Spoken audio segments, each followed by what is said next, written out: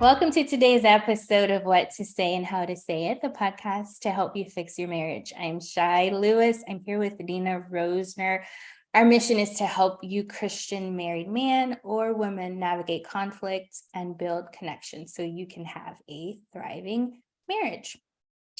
So today our topic is what to say when there is a power dynamic in your relationship. All right, so there has been a lot of buzz lately in the area of marriage as it concerns roles, gender roles, and who pays for what, who does what, how the chores should be divided. And there are a lot of opinions about what this should look like that generations prior may not have even thought about. And so we want to talk about that today and how that shows up, but not only in marriage, but in any relationship really you have, if there's an underlying theme of power and control. So welcome, Nina. I'm sure this topic gets your wheels turning, if I could guess. Yeah. The first thing I thought of when you let me know what we were talking about was a relationship I had in college where it was all about power. It lasted a month, ended in a restraining order.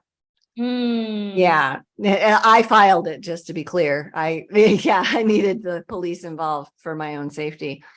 But the whole thing was about power and control. And I was dealing with somebody that was an adult child of an alcoholic. There was domestic violence involved. It was wow, it escalated quickly. It was crazy. It was dangerous. And I had never been in a relationship like that in my life. And so I didn't know what to do with it. And so I shut her down, and it didn't get shut down. Like, he came after me and he followed me across the country, actually, to graduate school. It was really crazy. Wow. Yeah. And that got sorted as well. And finally he left, and thank God for that. But, when you think about power in relationships, one person has it and is trying to keep it, and the other person is trying to survive underneath that and come out of it. And Wow. that is not a healthy relationship. That's transactional. That's not a relationship. I don't know what it is, but that's not a relationship. Yeah, it's interesting you put it that way. Because I think sometimes we don't know the difference between what's really love and what's really control. And I think it's important for us to know the difference. And so I have some questions around that. But before we get to that, I just want to mention to our listeners that if you don't do this well, you can really miss out on an opportunity to have a healthy relationship, and maybe shed some light on what something Satan uses often in really destroying relationships. So getting back to your example, what was it that told you this is not healthy, this is not love, this is really about something unhealthy? Yeah. So something would cause an angry, yelling response that didn't merit that. Mm-hmm. Like, if you're driving a car and a deer jumps out in front of you and somebody yells, "Deer, slam on the brakes," that makes sense to me. I get that. Mm-hmm. But when you leave a cup on the kitchen counter and it causes a tongue lashing with swear words involved, sorry, no, that's about that other person. Mm-hmm. Mm-hmm. So, the first cue I had was this unreasonable amount of anger that was being levied at me. And I naturally didn't understand it. And when I would try to confront that, it'd be like, hey, I don't do this, this isn't, then that would cause all sorts of you statements. Mm-hmm. And well, you just, and you're that, and you're, and it's like, I've never been treated like this before. Like, I didn't know what to do with that. Mm-hmm. And what I didn't know at the time was that that projection, so the Mhm. thoughts that person was having were about themselves, but they were levying them at me. Mhm. And, the accuser starts sentences with you. You're this, Yeah. you're that, you always, you never, Mhm. and there's next to zero truth in any of that. But that was really the first indicator, was this really big level of unhealthy communication. And I went through a short period of, going, wait a minute, what am I doing that's contributing to this? Like, I don't Right. understand why Mhm. I'm causing this. I thought I had something to do with it. Mhm. And I was afraid of the person. I got to the point where I was afraid of them. And I ended up looking at that situation going, okay, I need to figure out what's happening here. And I couldn't put my finger on it. It just seemed strange. And I wanted to have a say in things, and I was just not allowed to have a say in things. Mhm. And Mhm. I recognized that if I continued in this relationship, it was going to emotionally destroy me. And physically it was dangerous.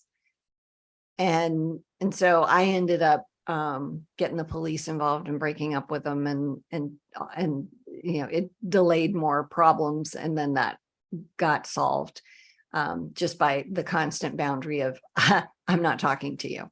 You're not part of my circle anymore. We're done here. And it was hard to get out of that, and I was barely enmeshed in it. But you see people that this comes on slowly over time.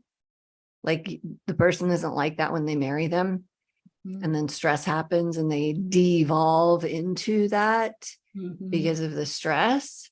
Mhm. And then if nobody puts a hard boundary in there and says, hey, no, we don't do this. This is not who we are. This is not going to work well in this relationship. That has to stop. If nobody does that, which a lot of women won't, because we're agreeable by nature, then it devolves further, because we've just communicated, yeah, you can treat me like this. Yeah. Yeah. It's also hard if there's been a lot of time that's gone by to really differentiate yourself. Like you mentioned, you were barely enmeshed in that Mm-hmm. month-long relationship. But if you're talking 15, 20 years, that's a lot of time to lose Yeah. yourself, lose your identity, not know like where to draw the line, what's your stuff, his stuff, Yep. and it's not as easy to say this is an unhealthy, or even see this is unhealthy, and I need to then do something about Exactly. it. Yeah. Yeah. And you see this happening, you mentioned there's, a lot of discussion around roles. That is absolutely true. And so what happens is people think, okay, well, the woman is supposed to do these things, the wife is supposed to do these things, the dude is supposed to do these things. It's like, yeah, maybe, like, obviously women are going to have babies. I'm Yeah. sorry, it's not politically correct to some people who deny biology. I'm not about being politically correct, and it is just reality. You're still going to have the chromosomes. You cannot become the other gender. Not Right. possible. Right. So, and we're wired by God to be physiologically different. So that is going to be a thing. So one of the conflicts couples have that is just never ending and constant, and almost in all couples, is that women like the house tidier than men do. Mhm. And so that feels like some sort of unequal thing, but really neither gender is wrong. Women Mhm. like things cleaner because we are wired to provide a healthy environment for infants. That's natural and normal. We do the nesting. Men don't do that. Men don't need things like that. And men will have stronger immune systems as a result of being around more germs. Who's wrong? Well, yeah, that's tough to say, right? Now, if you bring infants into that, then that's a different discussion, right? So there's Mhm. got to be give and take in both situations, and that's wise to do. But you can't judge somebody as right, wrong, or whatever. And there will always be these kinds of conflicts between the genders. When it becomes about power and, well, I'm right and you're wrong, and then that disrespect and that lack of honor becomes pervasive in the relationship, then you have a real issue.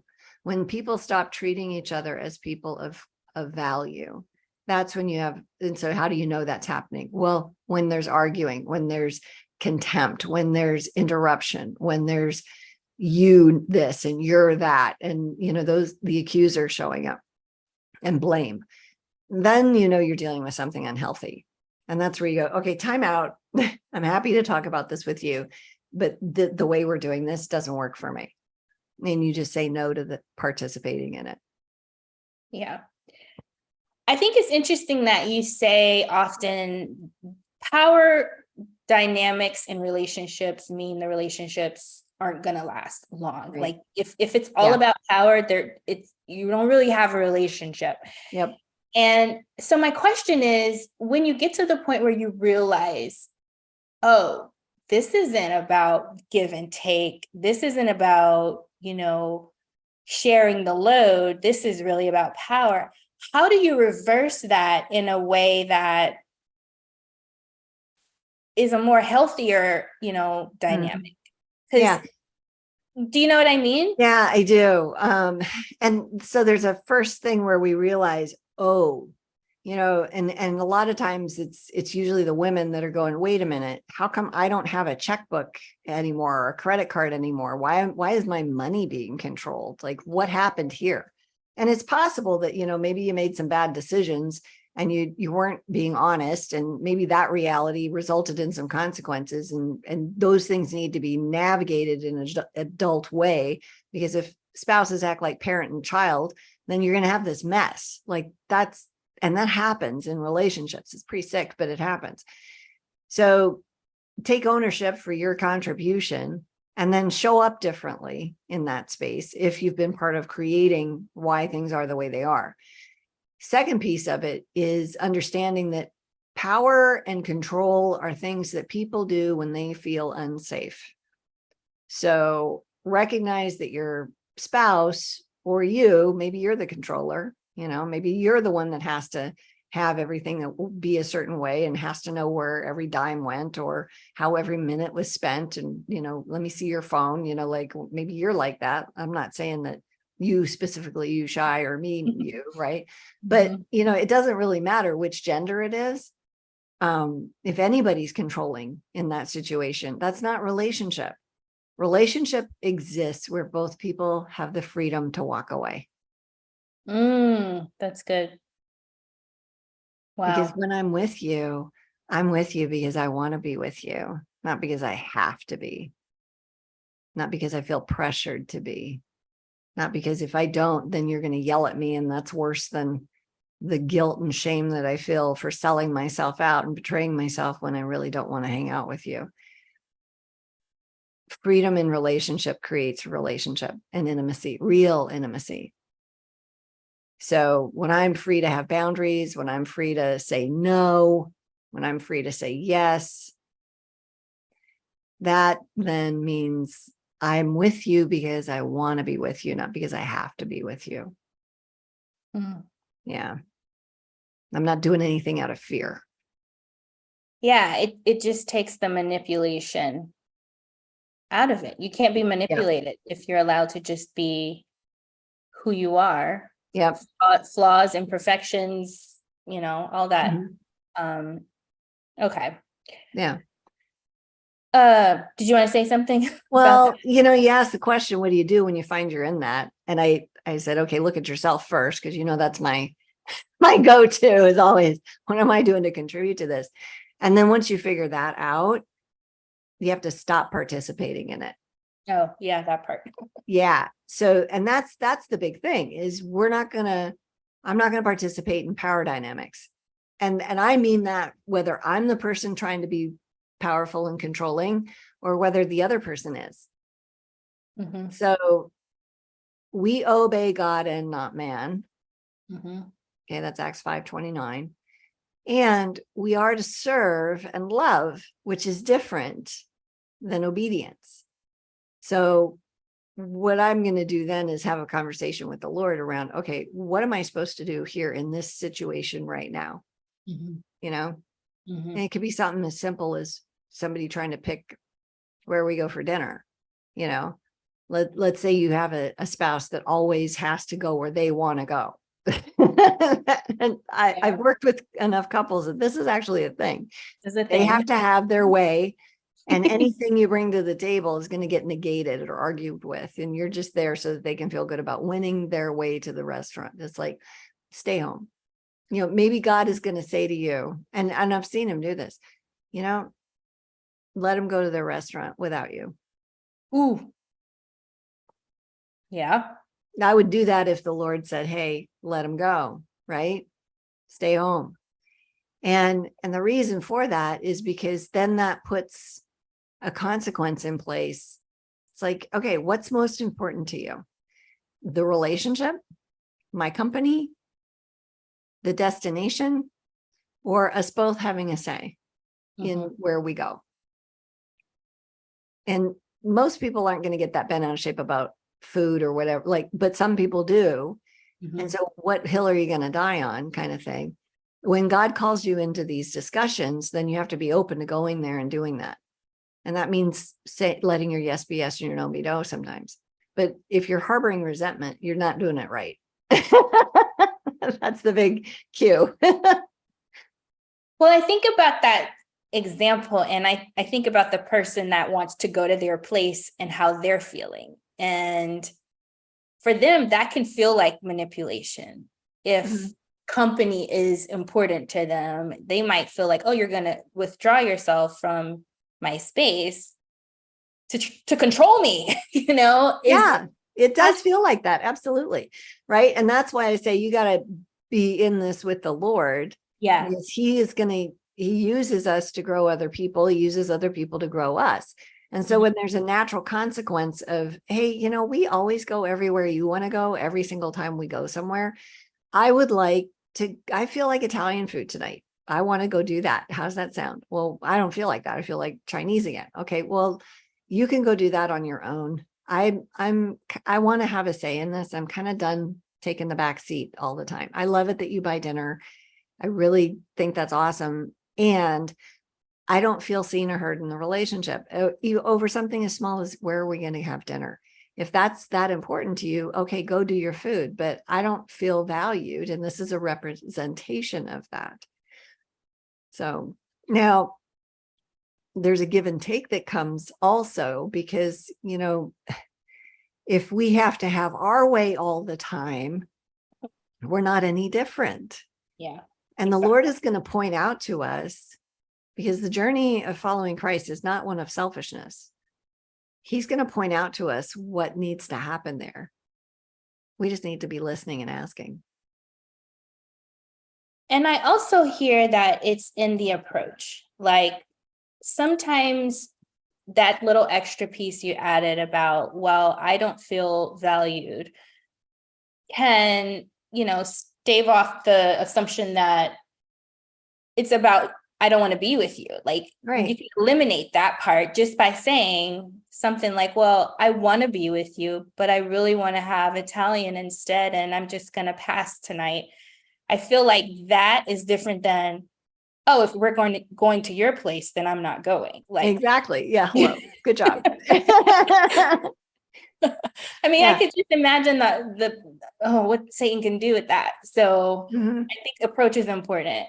Yeah. Well, and you think about, I mean, how this shows up with sex, you know, oh my word. Like women love sex as much as men do. We're just crock pots and men are light switches, you know, there's a difference there biologically. Once we get going, it's like, oh yeah, I remember this. I like this. Yeah. But it's not something, we have less testosterone than they do. It's not on our minds as often as it is theirs, usually, generally speaking. And that's okay. It really is okay. But we need to navigate those conversations. God put us in these relationships with these differences so that we can buff off the edges of the other. Oh my gosh. I feel like you need to say that like 2 more times, because things that we think are going to destroy us are actually there to help us. Yeah. If you had the same person with you and you're married to them, one of you is unnecessary. Exactly. Yeah. Yeah. That might be easy for a while, but that'd be real boring after a while too. Exactly. Right. Yeah. Okay, so you also talk about win-win and how important it is to create that type of environment over win, lose. Is there language? Is there a what to say, like using the restaurant example, that will translate as a win-win, where everybody can be happy? Because I feel like that's a skill set we don't, unless you've been in sales or you have negotiation training or something like that, you might not really know how to do. So how could we help our listeners create more win-win situations? Yeah. So win-win is about acknowledging that both people have something that's a win for them. And one of the nice books out there that deals with this is called 9 Lies That Will Destroy Your Marriage. And I think it's by Greg or Gary Smalley, one of the Smalley people, and Ron Paul, I think. Anyway, 9 Lies That Will Destroy Your Marriage. And they have this thing, this is where we got this concept. It's called the no losers policy. So for me to have a no losers policy, that means I need to have an awareness of what my spouse wants and why that matters to them. So in the case of sex or money, I need to have an understanding of what it is they want and why they want it. And I need to be as much for them as I am for my own want in this space. So let's use money for an example. Let's say that as a couple, we've decided that each of us gets $50 a month, that we get to do whatever we want to with no questions asked. Okay. It says, and maybe it's more, maybe it's less. Like I'm just pulling a number out. And maybe it's $5. Like who cares the amount, whatever it is, but here's your cash, have at it, no questions asked. And then we have another rule that says we talk about purchases that are over $50 before we spend the money on them. And they could be some, like, let's not include groceries, but let's say the microwave dies and we need a new one. Well, men and women go about purchasing things differently. So let's have some dialogue around that. That's going to be at least a $200, $300 purchase. So let's talk about this versus one of us going off and, I replaced the microwave. Like, wait, what? So we have these principles in place in the first place. But then because the principle is there, I'm not just unilaterally making decisions, because that's what people in power will do, is they will make decisions that impact other people without considering them. Yeah, that's good. Okay. That's not okay. Yeah. We're going on a vacation here pretty soon. And what's really neat is, well, we won't be by the time this airs, but we're weeks out. But what's neat is my husband asked me, he goes, what do you want to do? And I told him, I just want to lay down and read and rest. And I want to take the dog. So I don't want to leave my dog with, my daughter-in-law, who's got a 2-year-old and a 6-month-old. She's exhausted. I don't want to put that additional stress on her. And I also want my dog to be with me for a week. I love our new puppy. He's a year old, but he's a golden, so he's a puppy. And my husband's like, okay. So he came back with going somewhere that he wants to go that is also meeting the needs of, I can be on a beach. I can we're just going to drive to some lake, but it's stuff that he wants to do and he's going to be able to go do because he's a history buff. But the fact that he can, and he's paying for it, right? I mean, he makes more money than I do, which is fine. But we had the conversation, and I trust his travel planning because he's a genius about finding cool locations, and he's more invested in the location itself. So he asked me for input and then told me, okay, here's what I found. What do you think? And I could have said, well, I don't like this, or I do like that, or whatever. I was good with it because I knew what I wanted and what I needed, and they got met. Right. Yeah. So when you're in a power situation, Yeah. one person's making all these decisions. And it doesn't matter how much money anybody makes. It's also function related. So if I'm making dinner, 5 nights a week for my family, which, by the way, people, I hope somebody's making dinner and y'all are sitting down together every night, as much as possible. I understand schedules are a thing, but families that eat dinner together stay together. Like, that's important. You got to build those consistent memories with your kids. Even if you're, separated and single parenting it, it's important to have mealtime together. So, but what do you do with that? Well, you ask people what they want and you try to incorporate that during the week. I'm not a big roast girl, but I'll try to make a roast every couple of weeks because I know my husband's a big meat and potatoes guy. Okay, let's do that, right? Because he's part of my equation. I'm not just feeding me, I'm feeding, and then my college student comes home and she's living with us for a while. It's like, all right, now we're eating fish for dinner too. So, you're trying to navigate all the different foodie things, but that's what people like. I see you, I love you, I include you. Yeah. That's relationship. When it's about power, it's, well, I make the decisions here. Yep. Not okay. And you see that in families, you see that in work environments, this applies everywhere. I saw a post on LinkedIn the other day where it said, the best leaders use collaboration over control. And it's because what you said is true. We're invested in the decision. And so it usually means the team is stronger. The decision is a better decision in the end, which helps the organization and the unit, to your point, overall. And so it's really just smart. Yeah. Well, and I will tell you, as a leader in an organization, it can be hard to remember that, especially as things evolve, right? Because when we started Greater Impact, it was me. And I pulled in some people and I did the jobs that nobody else wanted to do. And then we got people that love doing accounting. Like, what's that about? Like, I can't even believe that exists, but I'm so thankful for these people. But there's lots of places where people want to play. And I confess, I have not been perfect at including the people in making the decisions that do the work. Like that, and it slows everything down. It makes it harder to get unity. But you know what? It is, when I've made those mistakes, and I work with a great team of people, as you know, they point things out when I screw it up. And I'm so thankful for that, because that's not the kind of leader I want to be. I want to be inclusive. I want to have people have a say. And I want to work through the difficulties in navigating the stuff. And the hard part about that is you get people that want to have a say in all the stuff and they don't have the information. Like when you're doing marketing things, there's science behind that. And you have people that, want to have a say and they want to do it this way. It's like, that doesn't work, but thank you for your idea. It's like, you say that in a way that doesn't harm somebody's feeling. So you got to, but doesn't that call us all to a higher level of being? Yes. Absolutely. Yeah. So it's worth doing. It's always worth doing.